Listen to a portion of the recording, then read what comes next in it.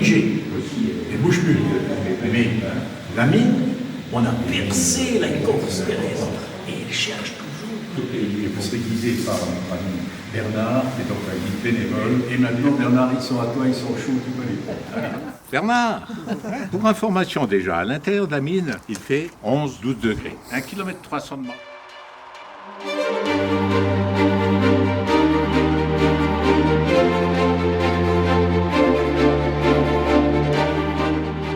De 1820 à 1890, tout était fait manuellement, tout à la force des bras, grâce aux deux outils qui sont rapprochés au mieux. Donc vous avez le pic du mineur à droite et vous avez la masse à gauche. La statue, elle représente Sainte Barbe, qui est la patronne des pompiers, patronne des mineurs et patronne des artificiers ou artilleurs. Puis on est venu ici dans Petite Gavry. Et actuellement, on est là dans le local poudrière.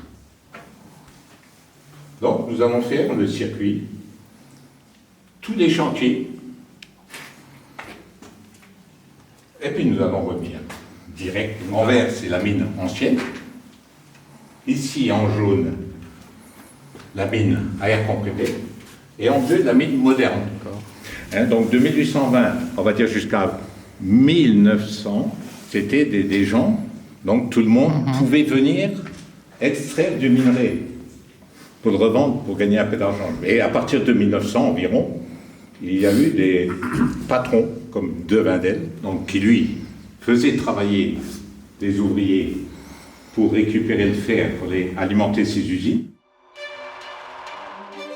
Et les mineurs qui entraient, s'arrêtaient au portier, prenaient le jeton, allaient travailler.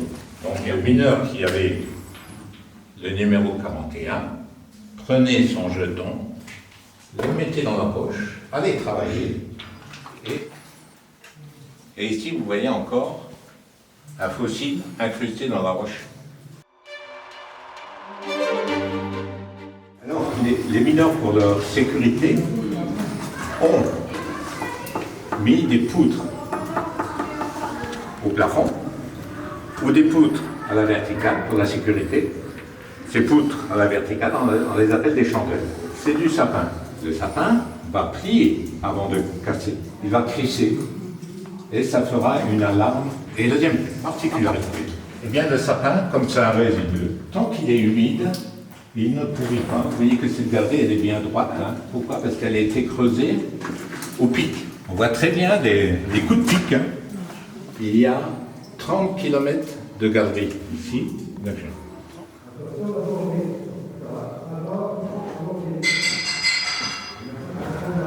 Alors les mineurs travaillaient de l'allure de la bougie. Donc ils venaient travailler ici en famille. Alors quel était le rôle de chacun? Ils travaillaient en famille et ils étaient payés à la production. Plus ils sortaient de minerai, plus ils étaient payés. Pour sortir le minerai, ils utilisaient des hottes. Celle-ci peut contenir 15 kg. Et la grande ici, elle peut contenir 40 kg. À votre avis, qui portait les 40 kg? C'était les dames. Les dames, parce que le papa, lui, il continuait à creuser. On est entouré de minerais de fer, hein.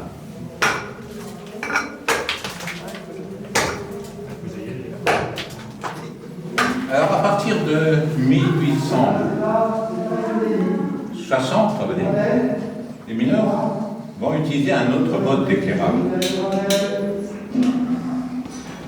Ils n'en avaient plus besoin. À partir de 1890, les mineurs vont utiliser la poudre. Mais pour utiliser la poudre, ils vont devoir faire un trou. C'était 25 minutes. À la force des bras. 25 minutes. Dans le trou, ils mettaient ce qu'on appelle une mèche lente. Ils vont remplir avec la poudre noire. Donc le mineur va remplir. Ça, c'est un peu boucher le trou avec de l'argile. Il va crier « Attention, ça brûle !» 3 minutes après, ça explose. Dans la mine, il y a eu des chevaux jusque dans les années 1950. Et 4 banques, sous la surveillance d'un mineur qui va donner à manger et une grande rade. Les mineurs ne les chassaient pas, ils les laissaient en vie, les rats.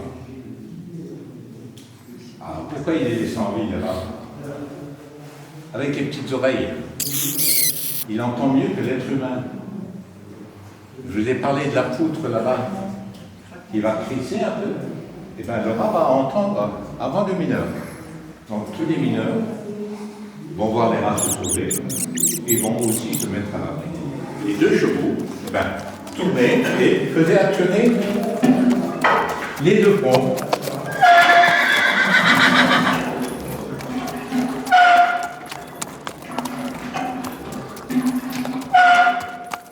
Et les pompes refounaient l'eau ici dans la conduite.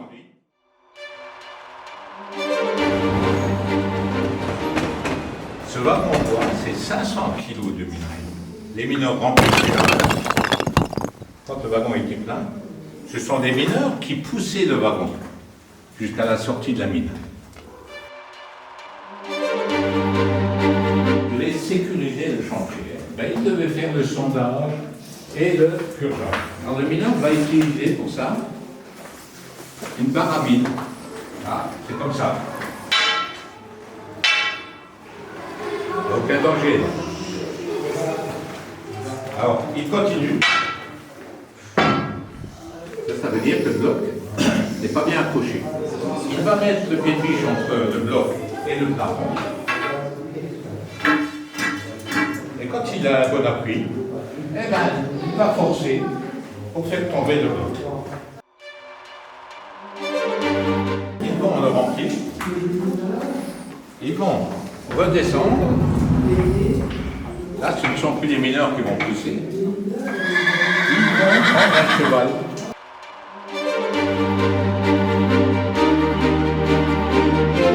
Nous avons quitté la mine à air comprimé. Nous arrivons ici dans la mine moderne.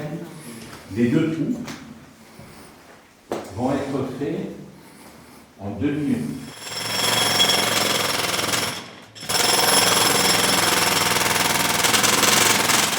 Voici un engin qu'on appelle le camion, sortir le minerai de la mine. Camionnavette. Devant, il y a un gros plateau. Avec le plateau, il va aller en dessous du minerai. 2 bras pour ramener le minerai, pour égaliser le chargement sur toute la longueur. Et un camion comme ça, on peut transporter à peu près 5 tonnes de minerai, s'il est chargé normalement. Alors ces 3 engins, dans les années 70, ont été remplacés par un seul engin, tractopelle, avec une benne devant qui peut contenir 5 tonnes. Alors ça a été remplacé par cet engin. Devant ce bras hydraulique, ils ont mis un bec, un gros bec, qui lui va faire le travail. C'est lui qui va purger.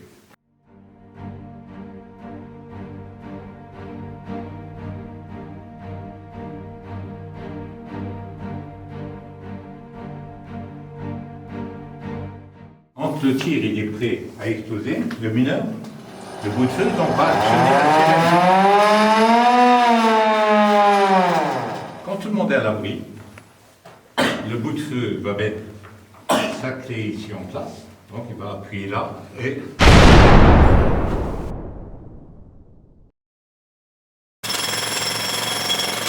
le jumbo de boulonnage.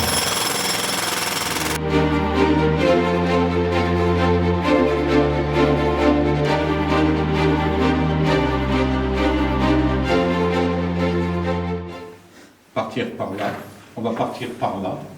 Donc il décidait l'orientation des galeries dans ce bureau.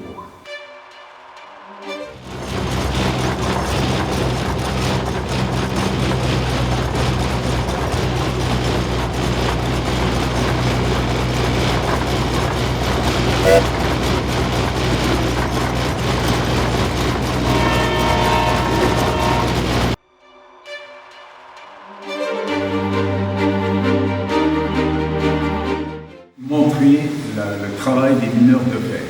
C'est un musée associatif. Depuis qu'on a démarré ce musée, on a déjà accueilli près de 700 000 visiteurs. Nous sommes très fiers, très heureux de le faire. Une véritable mine de fer et que nous avons préservé, hein, bien sûr, parce qu'il fallait absolument un endroit identique pour montrer le travail des mineurs de fer. La couche de minerai, ici en coupe, pouvait affleurer à flanc de vallée comme un œuf chef ou s'enfoncer à plus de 200 mètres, notamment dans la région de Briey ou le Pays Haut. Le gisement de minerai s'étendait sur 20 km en largeur et 120 km en longueur du sud de Nancy jusqu'au sud du Luxembourg. Le gisement a été évalué à 6 ou 7 milliards de tonnes. Une étude de 1913 le plaçait en tant que second plus vaste gisement mondial.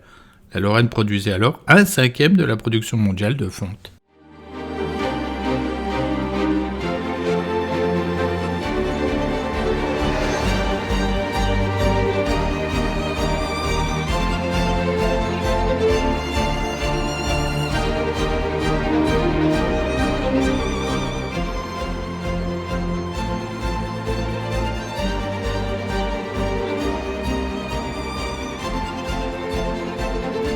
Pour encadrer votre visite, ne manquez pas le restaurant Relais du musée, situé sur le site avec ses prix très raisonnables.